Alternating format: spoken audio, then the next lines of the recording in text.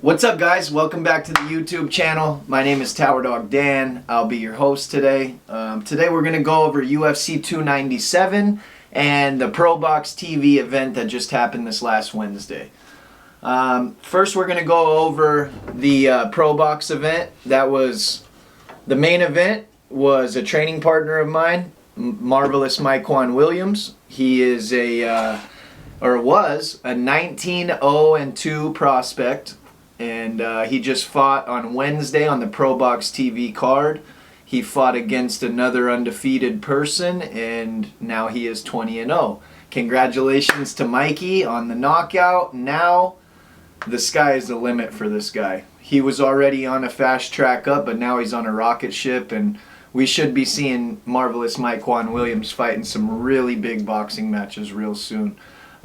Maybe with the likes of Devin Haney or Teofimo. He's in the same weight category as some really big names, and I expect that he's going to be getting some really big fights. The kid is super talented. So keep your eyes open for that. I'm going to try to do an interview with Mikey soon, and so you guys can all meet him and see what a wonderful kid he is. He's helped me a lot in my career. He's almost 10 years younger than me, and he's so knowledgeable in this sport. He's been boxing since he was 7, so I try to pick his brain as much as I possibly can. Stay tuned for that. Oh, and if you guys haven't already hit the like or the subscribe button, please hit the subscribe button for us.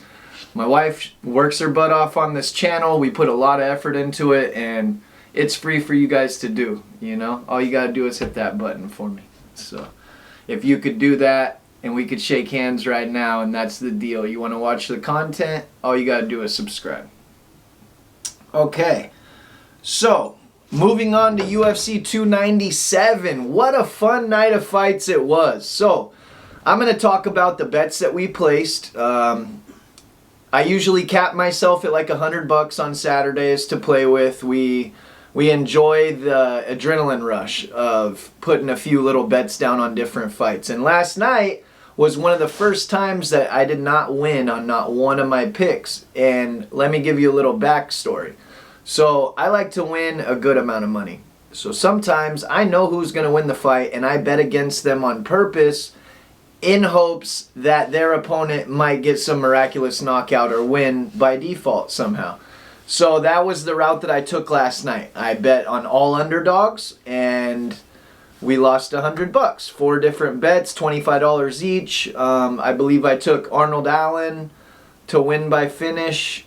That didn't go as planned. He actually lost. I bet on Marc Andre from Canada to win against Chris Curtis. I would normally never, ever bet against Chris Curtis, but the odds were good. The guy was at home. I thought he might have a chance. And then we bet on Mayra Bueno Silva, who really let us down as UFC fans last night, man. Like, she's talking this big game. I'm going to school Raquel. She can't do nothing to me anywhere. And then you're going to get tired. And then you're going to give up like that. You were laying on your back for half the fight. Like, come on. So congratulations to Raquel Pennington for an amazing fight.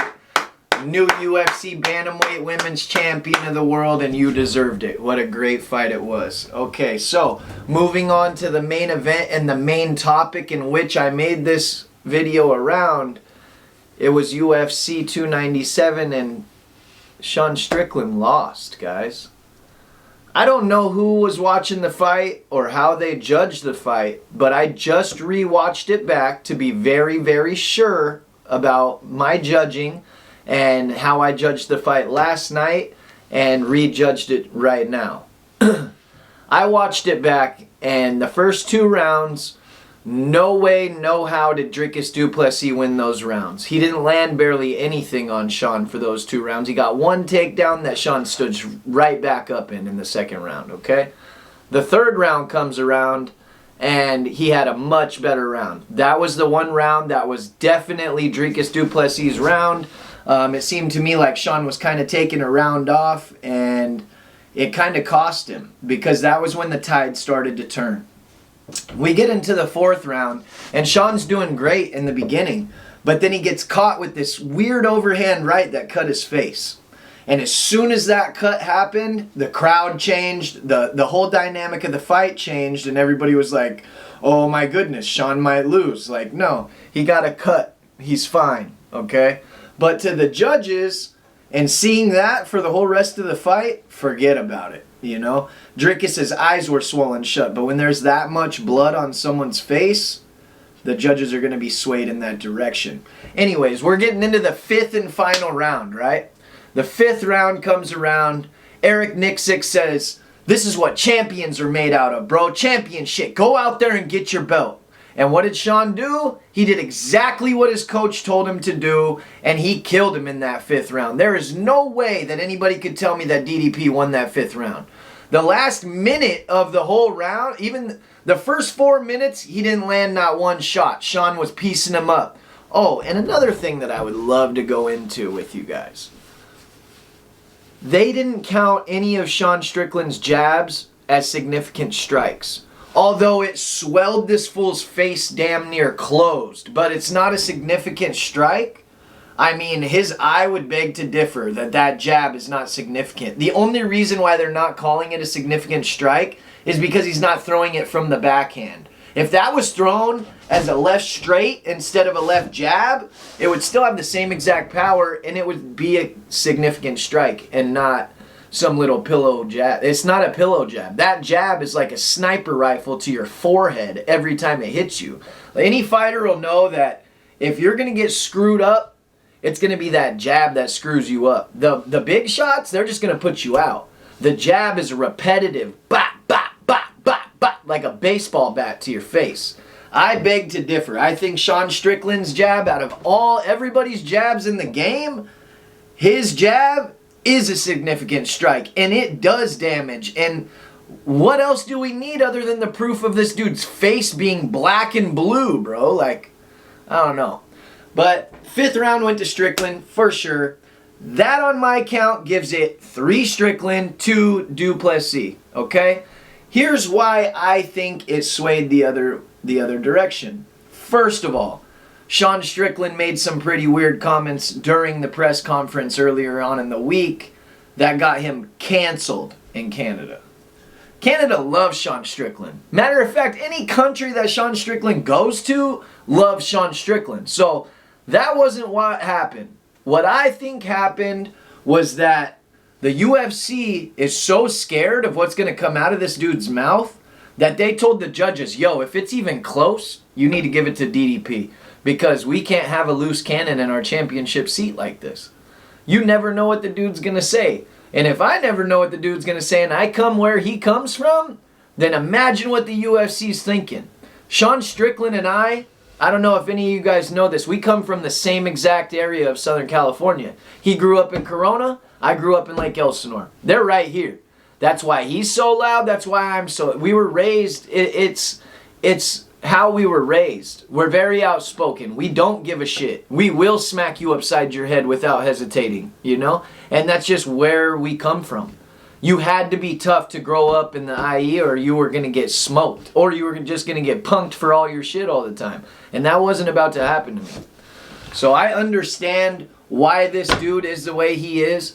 And let me tell you right now, Sean Strickland is not a character, bro. That is Sean Strickland. That is who he really is. So if you think he's some kind of weirdo, maybe, just maybe, think about what this fool's talking about. Maybe he's not that weird after all. Maybe he's got a couple of good valid points that you need to listen to. And maybe you're just too scared to say it yourself. And he's not. Neither am I. I'm the captain of saying things that people are uncomfortable to say. I don't care if you're uncomfortable. I don't care if I make you uncomfortable. I'm comfortable all the time. If you're uncomfortable and you don't want to be around me because I tell you the truth, you don't need to be around me anyways. You're weak, bruh. So if you're one of those people that don't like the truth and want people to lie to you and have a bunch of yes men around you, then don't be my friend because I'll never do that. I promise you. If you're effing up, I'm going to tell you you're effing up. If I'm effing up, I expect you to tell me that I'm effing up. It's as simple as that, guys. But anyways, I enjoyed my week. I enjoyed my weekend. I love fight nights with my girl. It's our favorite thing to do. We get some good food, we get some candy, we get to eat all kinds of junk that we never get to eat because we work so hard during the week. So Saturday night is our fun time to just relax, eat our fun food, watch our fights. And you know what? When we're watching fights, we're not just watching fights, we're studying. So I'm paying for our future. When I buy a pay-per-view, it's not because I want to watch these guys beat each other up. It's because I'm studying it like I'm studying a book to become an engineer. I want to be the best at this.